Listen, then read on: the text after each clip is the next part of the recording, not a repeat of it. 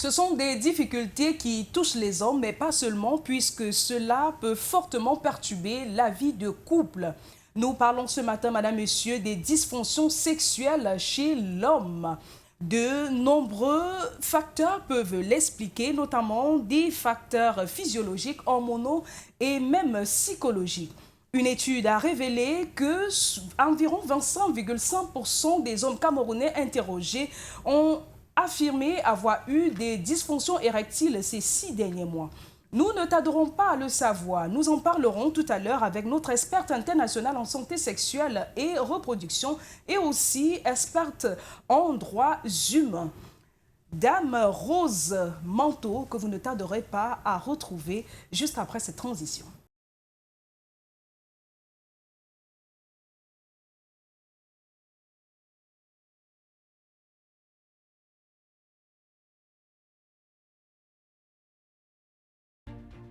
Nous recevons ce matin Dame Rose Manteau. Elle est experte en santé, experte internationale en santé sexuelle et reproduction, mais aussi experte en droits humains. Je vous le disais tantôt, Dame Manteau, bienvenue sur le plateau des Zoom Santé. Bonjour Justine, bonjour à tous les téléspectateurs de Zoom Santé. Oui. Je suis Rose Manteau, experte internationale en santé sexuelle, de reproduction et droits humains. C'est un plaisir de vous avoir et c'est encore un plaisir quand c'est une femme qui vient parler des problèmes des hommes. Vous savez, on dit souvent dans notre jargon que quand une femme se tient dans les problèmes des hommes, elle a tendance à mieux expliquer que les hommes eux-mêmes. Donc, vous connaissez le programme de cette émission, vous connaissez les articulations. À présent, on prend l'actu santé.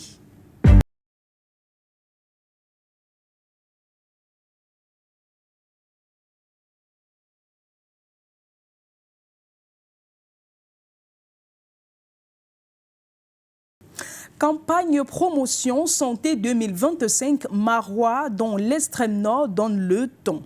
Le docteur Manaouda Malachi lance la campagne depuis la place des fêtes en présence du gouverneur de l'extrême nord. Une mobilisation inédite pour venir en aide aux plus vulnérables. Plus de précisions avec Bala.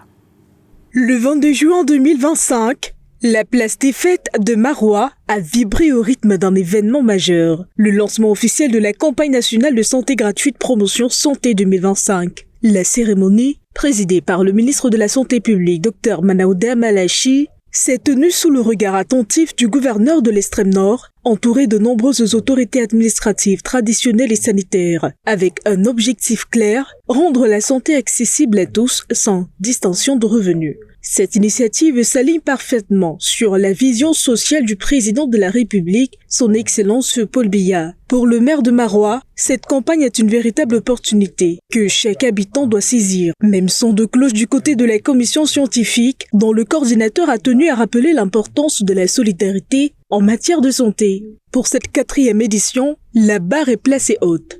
Plus de 500 000 Camerounais devraient bénéficier gratuitement de soins médicaux, avec un accent particulier sur les plus fragiles. Le coordinateur technique a dévoilé quelques chiffres clés. 100 cas de fistule obstétricale pris en charge, 20 000 personnes préenrôlées pour la couverture santé universelle, 2500 bénévoles de la santé mobilisés sur le terrain. Un engagement collectif salué par les organisateurs qui invitent les populations à s'impliquer pleinement. Le docteur Manaouda Malachi a profité de l'occasion pour rendre un hommage appuyé aux professionnels de santé, véritables piliers du système. S'adressant aux populations, le ministre a rappelé que cette campagne leur est entièrement dédiée grâce à la vision du chef de l'État avec Promotion Santé 2025. Le Cameroun fait un pas de plus vers une société plus juste, plus solitaire et surtout plus en santé.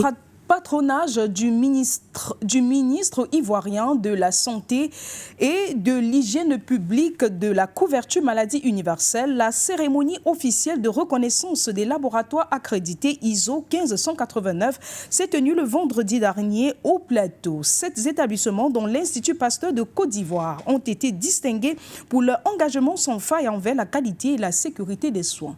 Plus de détails dans ce récit. Organisé par le ministère de la Santé, en collaboration avec la direction de l'activité pharmaceutique Aconda VS et le comité technique de pilotage de l'accréditation, la cérémonie officielle de reconnaissance des laboratoires accrédités ISO 1589 a vu la reconnaissance de 7 laboratoires pour leur engagement envers l'excellence dans la qualité. Les organisations CDC, BAR, PEPFAR et l'unité de coordination des projets du Fonds mondial ont également joué un rôle crucial dans cette initiative. Dr Koné Blaise, représentant le directeur général de la santé, a ouvert la cérémonie mettant en avant le caractère collectif de cette réussite, encourageant ces laboratoires à continuer sur la voie de l'amélioration continue. Pour lui, l'accréditation représente non seulement un objectif atteint, mais un point de départ pour relever de nouveaux défis. Les laboratoires primés ont été évalués dans les domaines de la biologie moléculaire, de la biochimie et de la mycobactériologie avec un taux de réussite total de 100% lors des audits. L'évaluation a été réalisée par les cabinets de conseil CRESAC et SOAC, respectivement selon les normes ISO 1589 VS 2022 et 2012.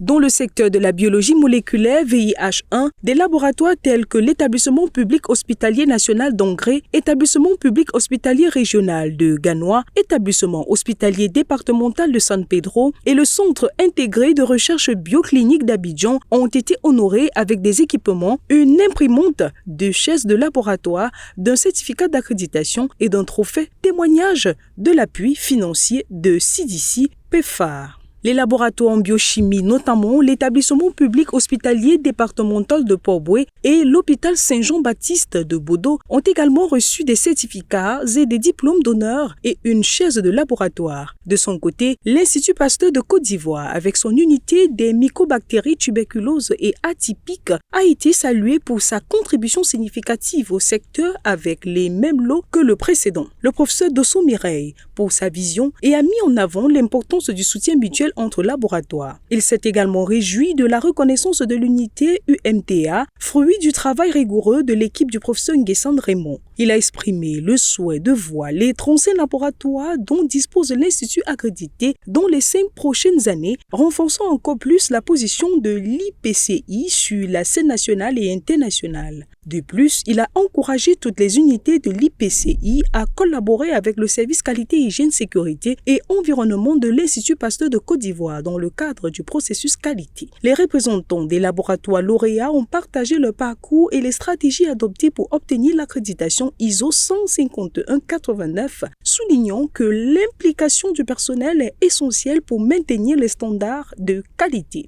Au total, la Côte d'Ivoire compte désormais 14 laboratoires accrédités ISO 151-189, un pas décisif vers l'instauration d'une culture de qualité soutenue par une dynamique régionale ambitieuse.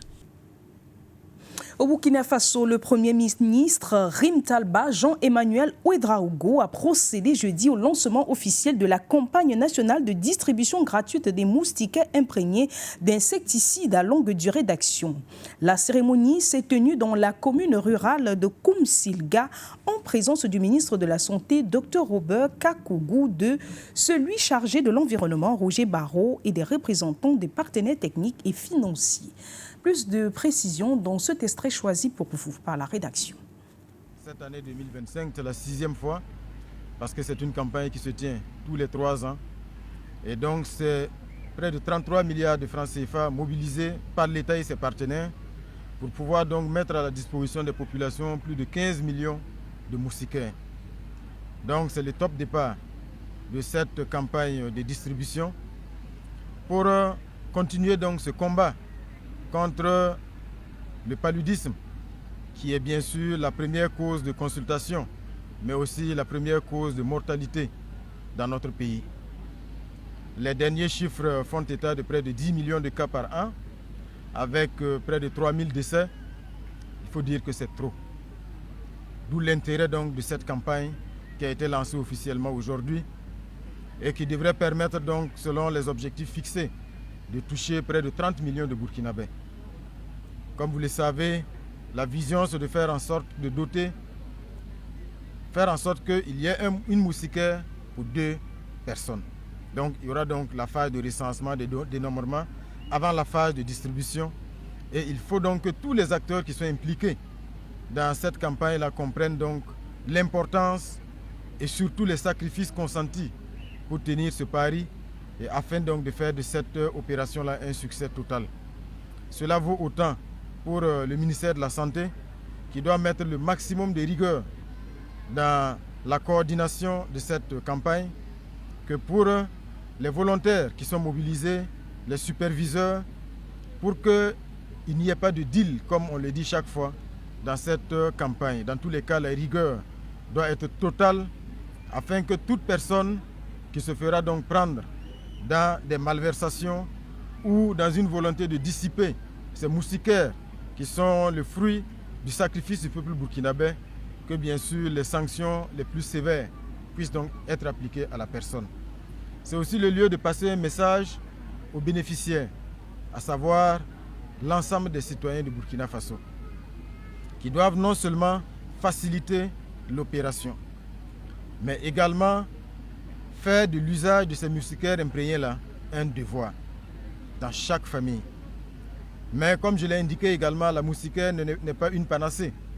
Quand vous avez la moustiquaire imprégnée, cela doit s'accompagner aussi d'un minimum d'hygiène et un minimum de salubrité dans nos maisons.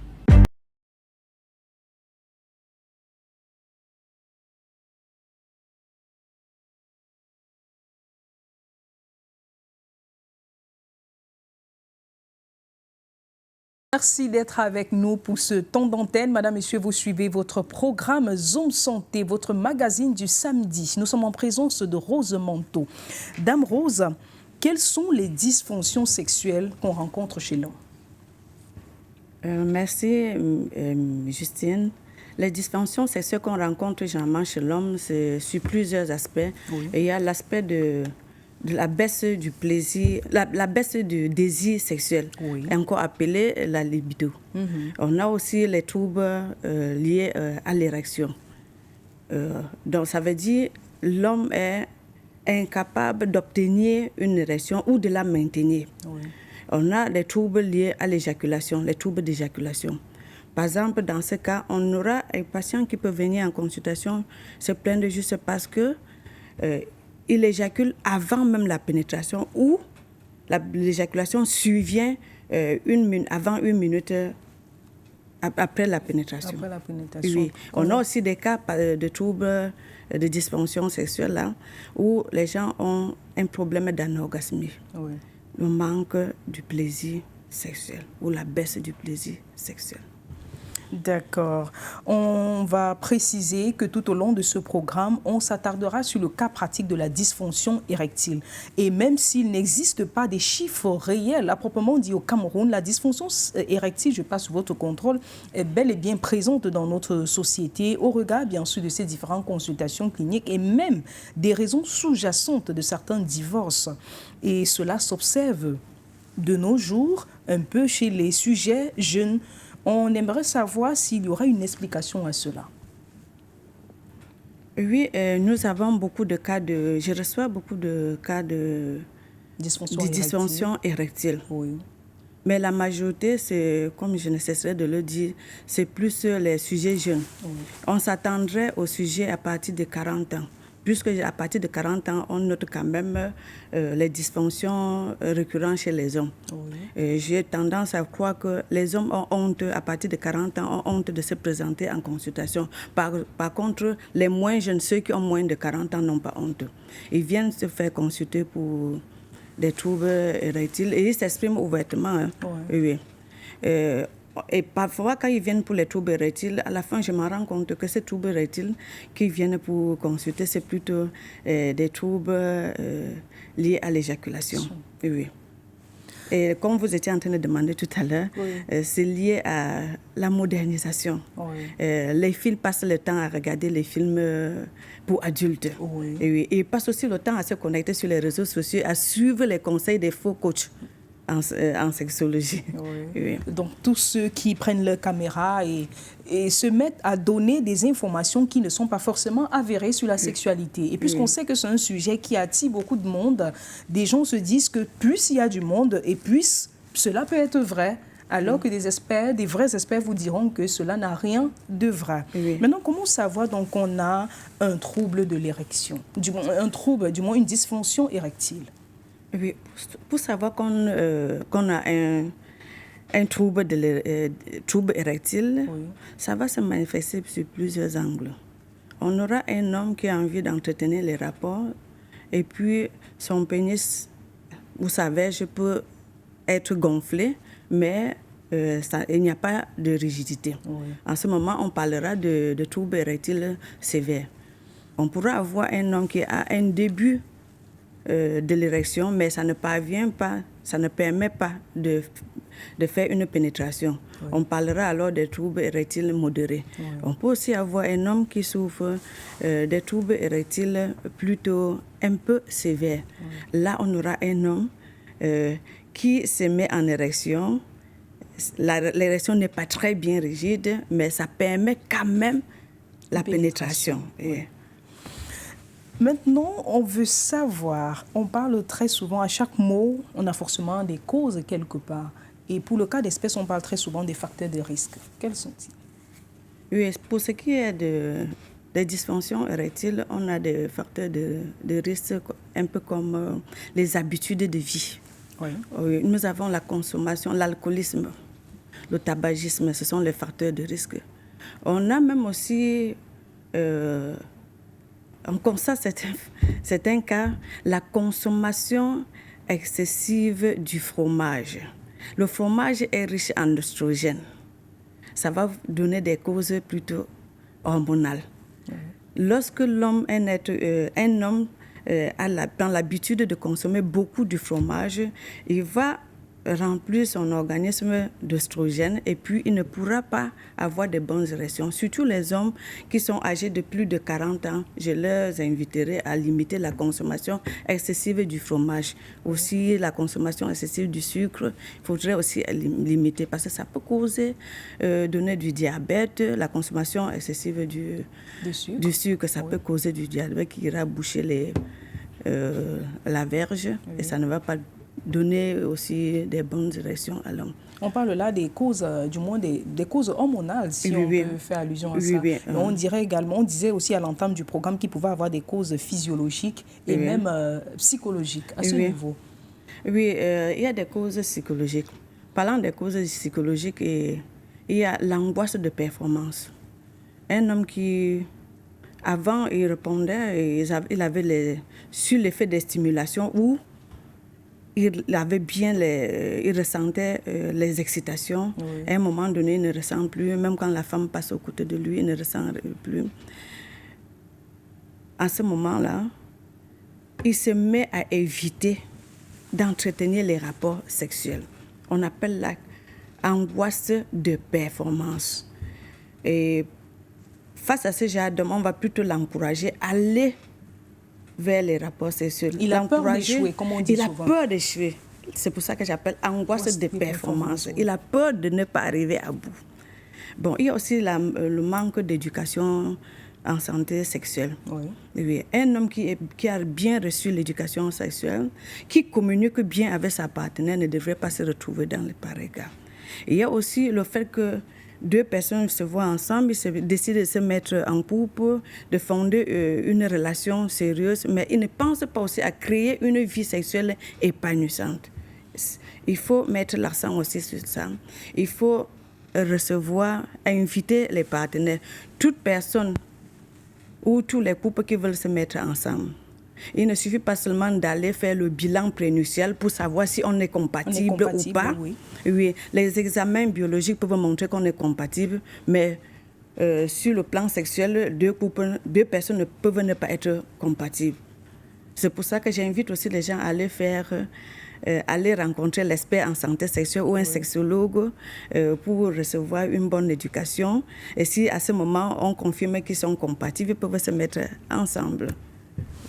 C'est bien dit, notre experte, parce que j'apprends des choses avec vous. Hein, parce que il faut le dire, notre société est un peu ainsi fait. On est beaucoup plus concentré sur ces examens prénuptiaux, mais peu sont ceux qui pensent à la sexualité. Parce que c'est peut-être encore lié au fait qu'on nous a toujours dit que cette sexualité n'est faite que pour procréer. Mais aujourd'hui, avec des tendances évolutives, on se rend bien compte que des gens ont vraiment des tendances sexuelles un peu décalées. Je préfère m'arrêter de là, ou encore un peu plus poussées. Et choses qu'on regarde dans la société et on voit comment ça se passe. Chose qui n'est pas vraie. Le premier rôle du sexe, c'est faire l'amour. Le deuxième, c'est la procréation. Oui. Regardez un peu. Lorsqu'on atteint l'âge adulte, lorsqu'on est responsable et qu'on devient sexuellement actif, directement, on ne pense pas à faire des enfants. Ah oui. Oui, on ne pense, dans une relation, on ne pense pas directement à faire les enfants. Oui. Bon, quand maintenant 2 personnes se mettent en couple et décident de fonder leur foyer, ils font des enfants, et la femme atteint la ménopause, la vie ne s'arrête pas là. Ils continuent à entretenir les rapports sexuels jusqu'au jour que le bon Dieu va les appeler. Ça veut dire que le sexe, a priori, oui, c'est le premier. Oui, ce n'est pas seulement c'est fait pour faire les enfants, mais en deuxième plan. En premier plan, c'est pour faire l'amour. D'abord, ce plaisir que l'on recherche l'un l'autre. À présent, nous allons prendre les idées reçues de tous nos téléspectateurs, du moins de monsieur tout le monde, ce que des gens pensent et qui ne sont pas forcément vraies ou alors qui peuvent être vraies, mais l'experte pourra trancher. Vous avez essayé de me tendre la pêche tout à l'heure en parlant de la consommation de tabac et d'alcool. Je pense que peut-être on pourra plus revenir là-dessus. On va aller directement, on va évoluer. Est-ce qu'une abstinence prolongée peut altérer la qualité de l'érection? Une abstinence prolongée peut ne pas altérer la qualité de l'érection si cette abstinence est volontaire. Un homme peut rester et puis décider de ne pas entretenir les rapports sexuels. Oui. Il y a des hommes qui, pour certaines raisons, ils voyagent, ils partent en mission, ils n'entretiennent pas les rapports sexuels. Et quand ils finissent la mission, ils reviennent, les rapports reviennent encore normal. Bon, ça peut altérer dans la mesure où lorsqu'on a décidé d'arrêter les rapports sexuels d'homme à homme, grand H bien sûr, pour pratiquer plutôt de la masturbation. Lorsqu'on va reprendre l'activité sexuelle, ça va influencer. On aura par exemple des cas d'éjaculation précoce ou l'éjaculation retardée, parce que le cerveau a été préparé pour avoir des rapports non physiques. Donc, vous nous dites là que ces personnes, ces hommes qui aujourd'hui se sont livrés à cette pratique de la masturbation qui est devenue vraiment comme une norme pour eux, auront des difficultés vraiment s'ils retrouvent vraiment un partenaire et quand ils vont se lancer dans l'activité proprement dite de femme à homme, ils auront vraiment ces difficultés à être, du moins à répondre parce que le cerveau a déjà capté le message de la masturbation. Oui, je redis encore, ce n'est pas une probabilité. J'ai des patients qui souffrent de ces pathologies-là. Oui. Des patients qui ont pris la peine de pratiquer la masturbation de façon excessive. Oui. Oui. Ils en souffrent. Et j'essaie de les accompagner. Je fais l'accompagnement psychosexuel et puis ça marche. D'accord. Oui. Et pour ceux alors qui sont des accros des films d'adultes, à ce niveau, est-ce que ça a aussi également un impact sur l'érection? Oui, ça a l'impact sur la dysfonction. Dans sa globalité? Oui, dans sa globalité. Parce que lorsqu'on se met on s'habitue à regarder les films pour adultes, on se dit que ce qui se pratique dans les films adultes, c'est réel. Pourtant, ce n'est pas réel, c'est de la fiction. Et c'est ça qui pousse les gens aujourd'hui à se plaindre, comme je disais tantôt. Certains viendront pour consulter parce qu'ils ont des troubles érectiles. Et à la fin, je vais m'en rendre compte qu'ils souffrent plutôt, c'est plutôt des cas d'éjaculation précoce qui sont subjectifs, des fausses éjaculations précoces. Parce qu'ils se disent qu'il faut entretenir les rapports plusieurs fois, atteindre l'orgasme plusieurs fois, des orgasmes répétés. Non. Dieu n'a pas créé l'homme pour avoir les multiples orgasmes. C'est au contraire, c'est la femme qui est créée pour avoir les multiples orgasmes. Donc l'homme se fait des idées en fonction de ce qu'il a vu. Il se met une sorte de pression qu'il veut atteindre et pourtant dans la norme, c'est pas forcément ce qui se passe. Ce n'est pas la réalité. C'est pas la réalité. Oui. D'accord. Et puis maintenant, on veut comprendre sur quelle échelle de temps on peut considérer que ce problème du moins que cette dysfonction est un réel problème de santé, parce que on a des hommes aussi qui occasionnellement ont des pannes. Ça peut arriver dans la vie de tout le monde. Mais à quel moment, je ne sais pas s'il y a une façon de mesurer à quel temps on peut dire que ce problème est véritablement un souci de santé. Bon, comme on disait tout à l'heure, le problème de dysfonction sexuelle masculine là, se présente sur plusieurs aspects. Oui. Si on veut revenir sur le cas des dysfonctions érectiles, Oui. précisément, pour pouvoir évaluer et prendre en charge un cas, confirmer qu'il s'agit d'un cas de dysfonction érectile, Oui. il faudrait attendre une période de 3 à 6 mois avant d'intervenir. Sauf si ce cas de dysfonction érectile survient après une intervention chirurgicale. On ne devrait pas attendre aussi longtemps. Oui. Après quelques jours, on pourrait confirmer. Et est-ce que dysfonction érectile signifie systématiquement impuissance? Il y a quand même, c'est une très bonne question, dit dysfonction érectile et parler aussi de l'impuissance. Ça ne veut pas dire la même chose. Impuissance, ça veut dire qu'on est, tel que soit toutes les méthodes qu'on a déjà adoptées, telles que soient les thérapies, toutes les thérapies qu'on a déjà mises sur pied, Oui.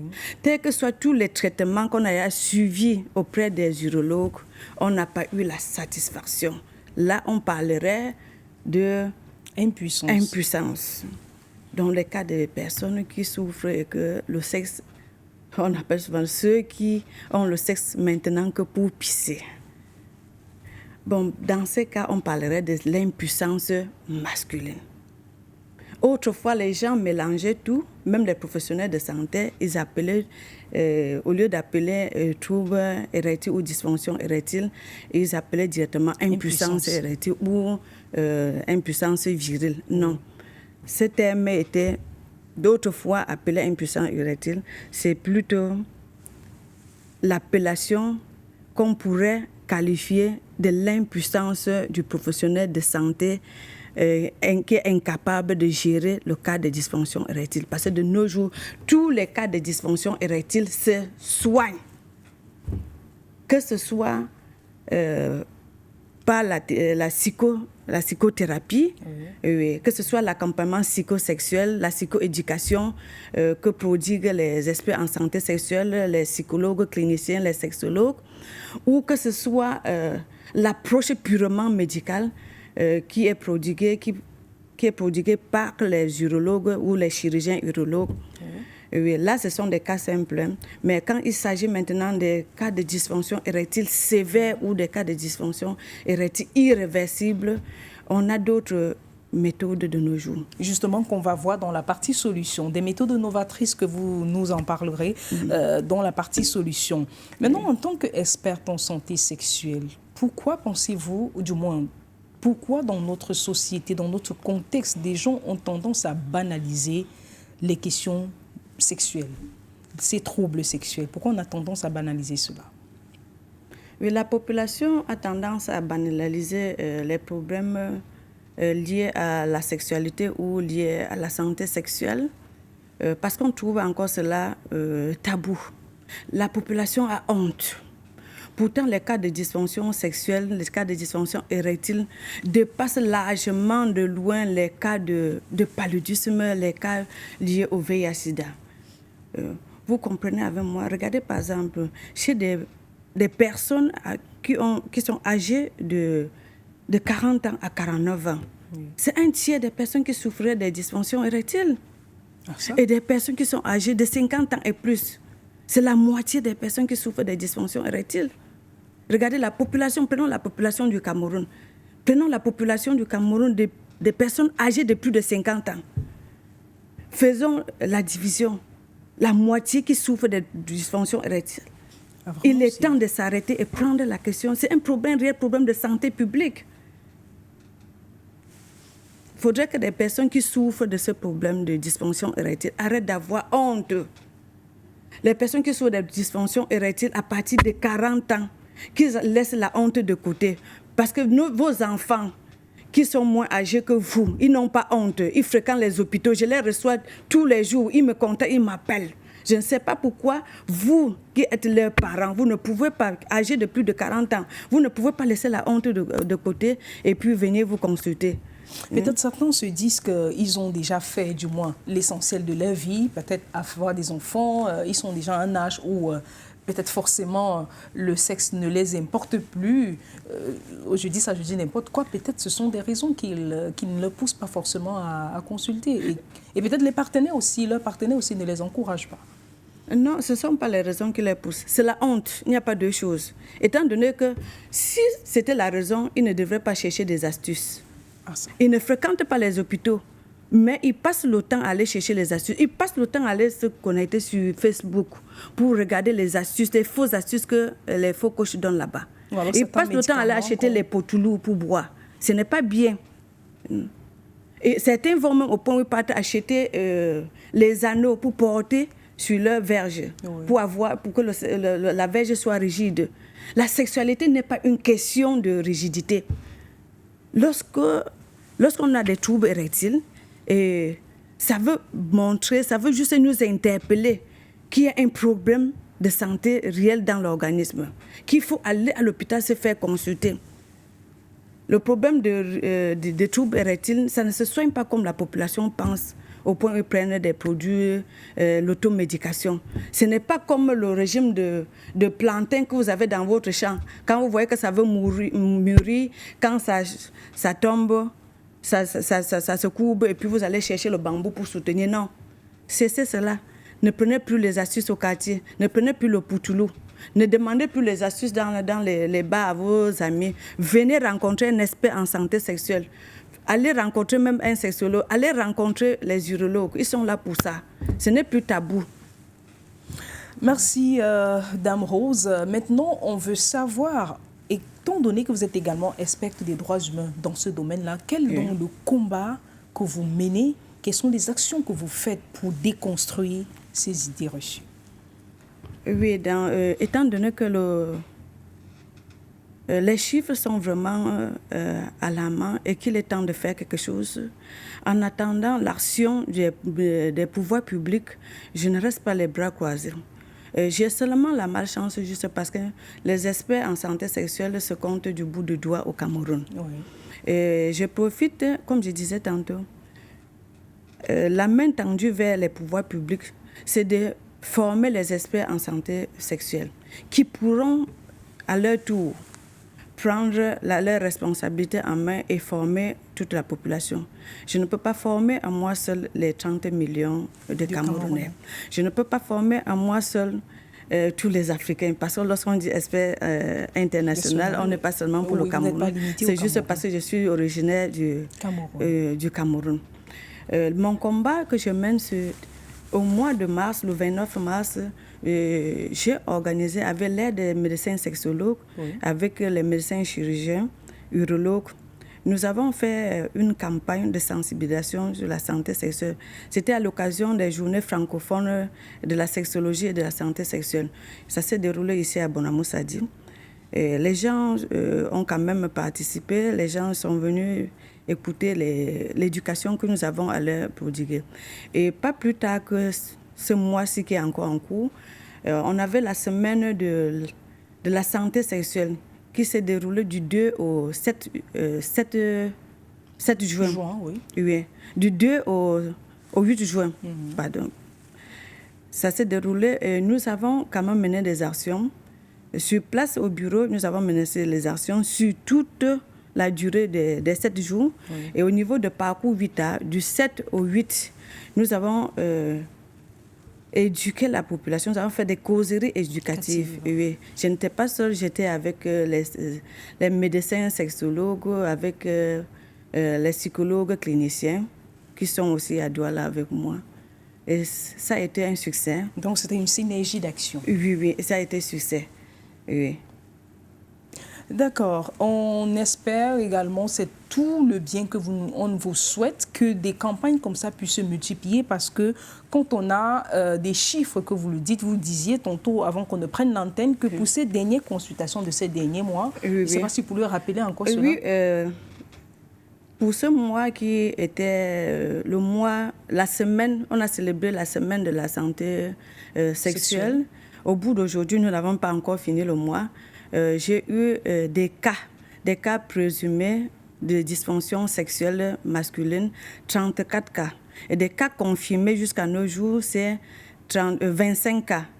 Et les autres cas, ce sont des cas que j'ai reçus, comme je parlais de la jeunesse. Et puis, à l'issue des consultations, je me suis rendu compte que ce sont des cas d'éjaculation précoce, dite naturelle ou subjectif. D'accord.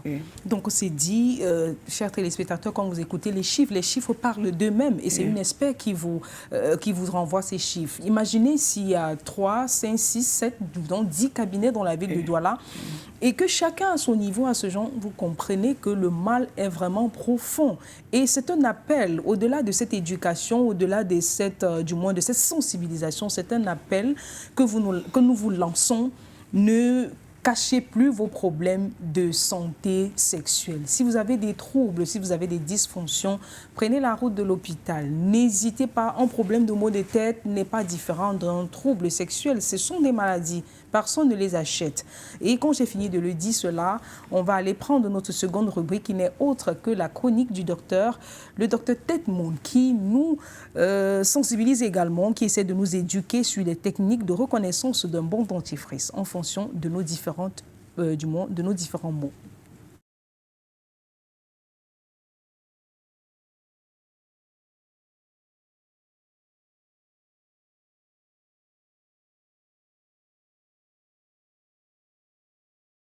Aujourd'hui, nous allons parler d'une problématique que nous recevons dans nos consultations très quotidiennement, celui de savoir, docteur, quelle est la pâte dentifrice que vous nous conseillez.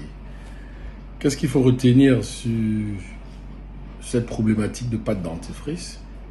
Il est bien de savoir quelles sont les qualités d'une bonne pâte dentifrice.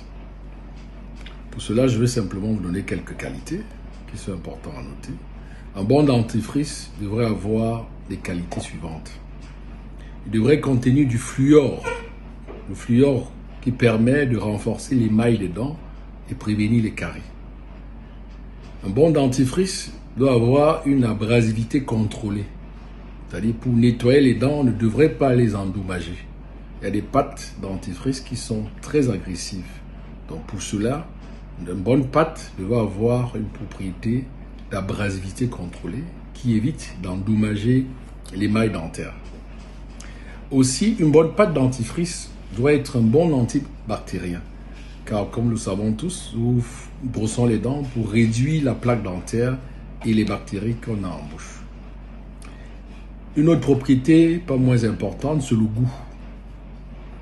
Le goût, un bon dentifrice doit avoir un goût agréable pour encourager le brossage régulier, c'est-à-dire ce qu'on appelle le parfum.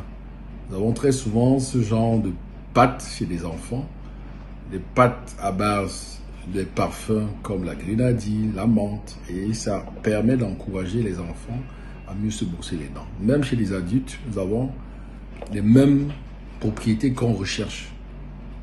Également, une bonne dentifrice doit avoir des ingrédients naturels. Comme vous le savez, pour ceux qui privilégient les options sans produits chimiques agressifs, il est souhaitable de chercher des pâtes dentifrice à plantes médicinales, à plantes qui sont bio, comme on a l'habitude de dire. Je ne vais pas faire la publicité, mais vous savez qu'il y a des pâtes à base d'artémisia, à base d'aloe vera. Ils sont également bien conseillés chez nous, les chirurgiens dentistes. Alors, comment faire le choix du dentifrice avant l'achat? Nous sommes souvent tentés d'aller dans un espace commercial pour acheter la pâte. Pour cela, il faut lire, il faut regarder l'étiquette. Lire la quantité de fluor que contient cette pâte. Vous allez très souvent voir chez les adultes 1400 pp. Ça veut dire qu'il y a du fluor dosé à 1400. Les pâtes des enfants, vous verrez 500 pp. Ça voudra dire que le fluor est moins dosé chez les enfants. Donc, toujours dans ces espaces, si vous n'avez pas fait une consultation pour savoir quel type de pâte vous devez utiliser, donc lisez la notice. Il est très important également de considérer les besoins spécifiques. Et là, j'entends par là de savoir quel type de pâte réelle vous convient. Et pour ce faire, il faut à tout prix consulter. Vous convient. Et pour ce faire, il faut à tout prix consulter. Parce que quand vous venez en consultation, pendant la consultation, pendant l'interrogatoire, on parvient à savoir quel type de dentition vous avez.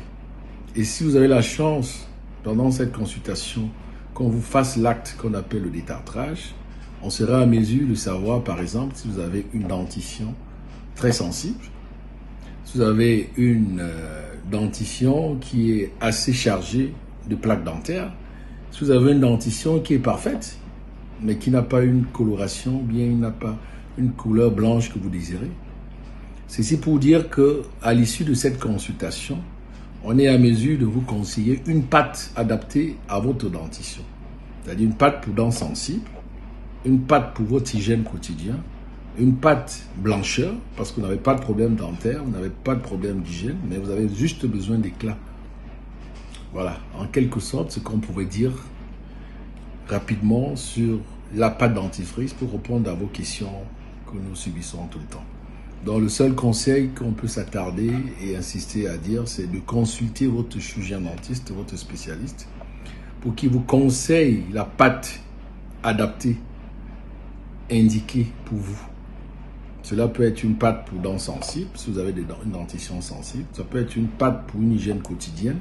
Ça peut être une pâte blancheur. Merci, je vous remercie pour votre aimable attention.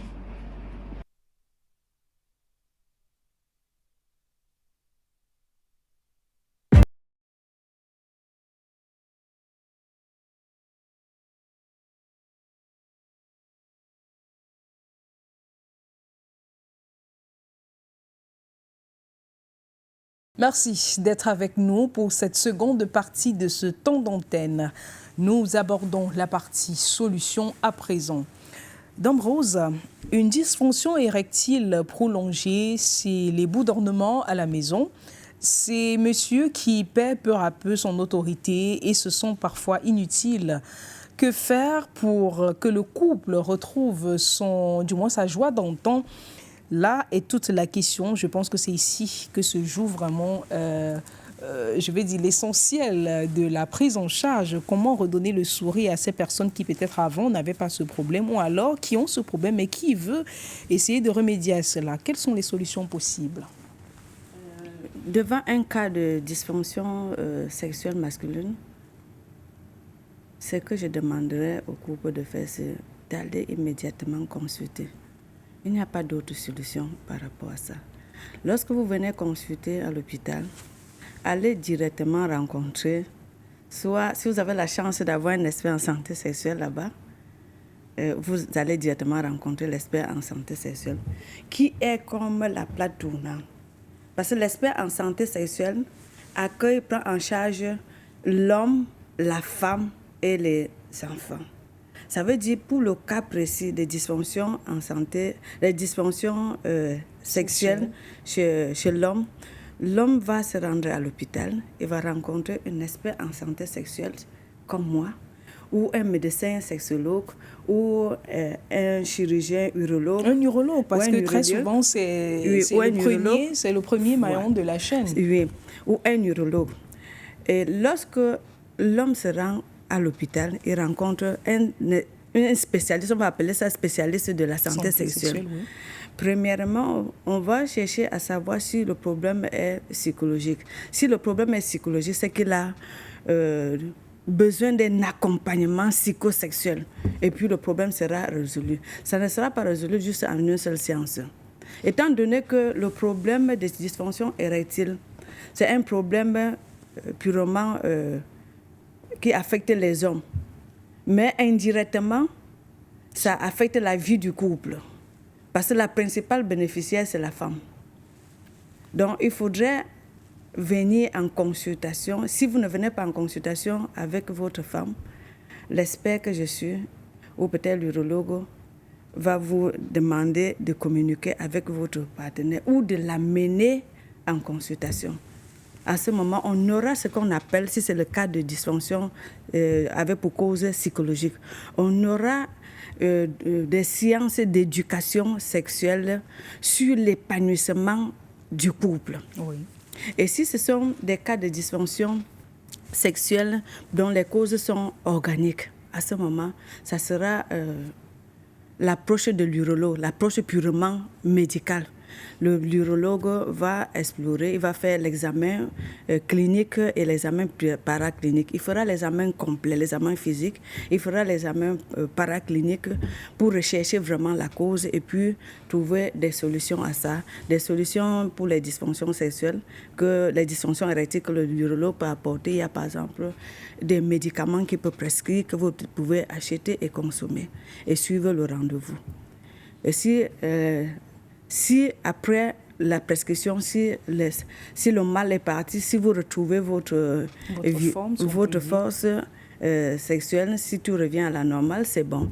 Et si par contre, ces dysfonctions sexuelles ont plutôt des causes mixtes, à savoir à la fois des causes psychologiques et des causes organiques, vous devez rencontrer les deux personnes. Vous devez rencontrer et l'expert en santé sexuelle qui va vous accompagner pendant longtemps. Ça dépend du degré du traumatisme que vous vivez. Oui. Et vous allez en même temps aussi rencontrer l'urologue qui va faire l'approche purement médicale avec l'administration, la prescription des médicaments à prendre. Oui. Oui. Et il y aura par exemple des cas, comme je disais, des cas que malgré l'accompagnement psychosexuel fait par l'expert en santé sexuelle, malgré les thérapies prodiguées par l'urologue, les médicaments prescrits, quand vous allez observer si ce que ça ne donne pas, si vous ne retrouvez pas votre virilité, à ce moment, on va procéder à des innovations. Justement, et c'est en cela que je vais donc vous demander quelles sont ces méthodes novatrices qui sont aujourd'hui, du moins qui font la fierté de ces personnes qui souffrent. Oui, comme je disais tantôt, que le rôle du sexe, c'est faire l'amour. La sexualité, c'est un droit fondamental. Oui. Je le dis en tant qu'expert en droits humains. L'homme doit faire l'amour. Ça nous épargne de beaucoup de maux, ça nous déstresse. On parle souvent de fonctions physiologiques. Oui. Dans les cas, on assiste souvent des cas où, ici en Afrique, on a beaucoup ces cas. Oui. Des cas où on a déjà consulté et on n'a pas eu de suite. On appelle ça des cas de dysfonction érectile sévère à irréversible. On n'avait pas de traitement. Mais la bonne nouvelle, c'est que de nos jours, ici en Afrique subsaharienne, nous pouvons déjà prendre en charge ces cas. Et il y a par exemple la solution nouvelle qui est la pose de la prothèse du pénis. Après cette intervention, l'homme peut entretenir les rapports sexuels quand il veut et comme il veut. Il aura des érections mécaniques. Il suffit qu'il ait envie d'entretenir les rapports sexuels, il soulève juste sa verge et puis il pourra compétir comme tout le monde, comme tous ceux qui ne souffrent même pas de troubles érectiles. Il pourra jouir, il pourra avoir des orgasmes. Vous dites que cette prothèse pénienne, elle est vraiment efficace et elle satisfait le monsieur qui avait avant ces différents problèmes. Est-ce qu'on peut en savoir un peu plus, notamment sur peut-être comment ces prothèses sont placées, du moins les techniques indiquées? Est-ce qu'il y a un temps pour le faire? Est-ce que ça se passe sous forme de chirurgie? Un peu plus, on veut savoir. Oui, l'indication de ces prothèses du pénis. Oui. On le fait dans les cas où des personnes qui ont des maladies chroniques comme le diabète ou l'hypertension artérielle compliquée, oui. D'AVC. Oui, ce que vous ne savez pas, c'est que les gens qui ont risqué l'AVC, qui s'en sont sortis, la majorité souffre des dysfonctions érectiles. Hein. Oui. Oui. Et si vous les aimez, vous pouvez les en parler de la prothèse du pénis. Oui. Oui. Ça se passe. Et en dehors de ça, il y a aussi des personnes qui ont subi la chirurgie de la prostate. Oui. Oui, et qui ont des troubles de dysfonction érectile irréversible. Oui. Dans ce cas, la seule solution qu'on peut apporter, qui est très bien, qui est nouvelle et qui est bien, c'est la prothèse du pénis. Pour faire cela, on procède par une intervention chirurgicale et on place cette prothèse au niveau de la verge. C'est discret hein, parce que c'est à l'intérieur. Ça n'altère rien sur la qualité de vie du patient. Donc, quand vous dites c'est à l'intérieur, de manière à ce que si sa partenaire, si peut-être n'avait pas assisté, elle ne peut pas savoir que son Oui, c'est époux discret. a... Oui, elle ne peut pas savoir, c'est discret. Oui. Et ce sont des interventions chirurgicales, je vais dire, par anesthésie ou... Oui, bien sûr, ça se fait sur anesthésie. Et ça se fait avec des... Ce sont des médecins, chirurgiens, urologues, des professeurs agrégés en urologie qui le font. Présentement, en Afrique, on le fait au CHU DOP de Porto Novo. Donc, pour ceux qui sont dans le cas, ceux qui sont là, qui souffrent des dysfonctions érectiles sévères ou irréversibles et que depuis, leur verge ne les sert que pour pisser, ils ont la bonne nouvelle. Ils peuvent me contacter et je pourrais faciliter la consultation déjà au niveau du Cameroun ou dans les autres pays africains pour leur permettre de bénéficier de cette intervention chirurgicale. D'accord. Oui. Et puis, peut-être une dernière question sur cette intervention chirurgicale. Bien sûr, quand on parle de Porto Novo, je pense que c'est au Bénin. Si c'est au Bénin. Oui. Ceci dit, ça a quand même un coût.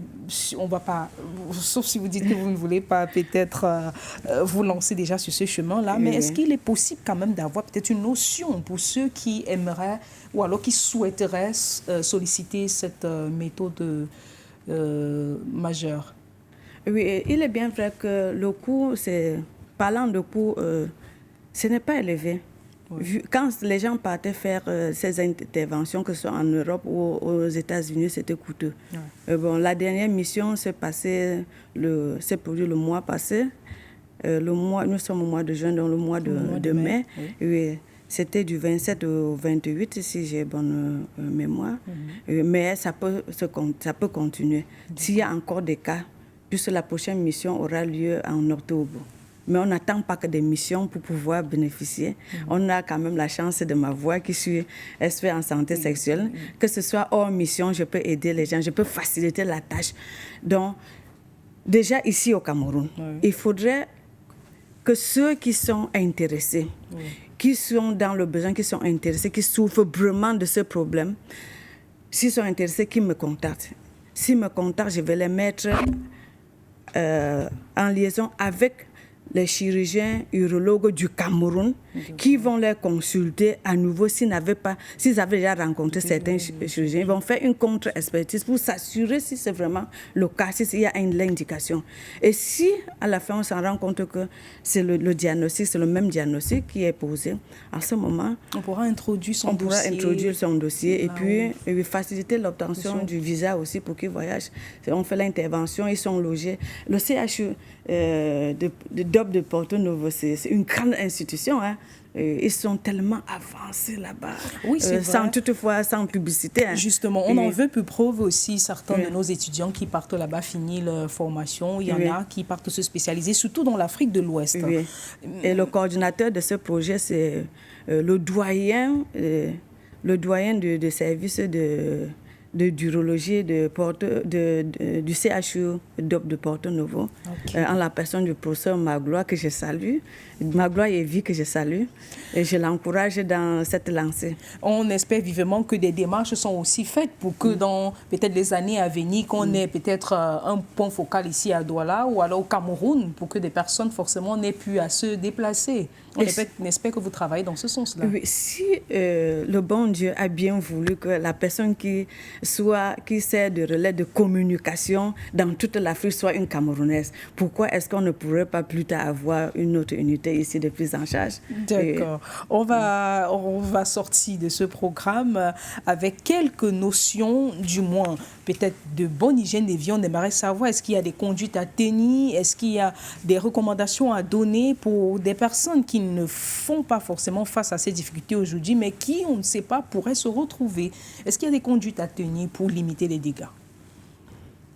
Oui, si un homme, généralement je vais parler plus aux hommes qui ont déjà 40 ans. Oui. Ils ont déjà certains ont des manifestations. Et ceux qui n'ont pas encore, ceux qui ont déjà des manifestations de troubles érectiles, ils doivent venir se consulter. Ceux qui n'ont pas ces manifestations, il faudrait qu'ils s'éduquent.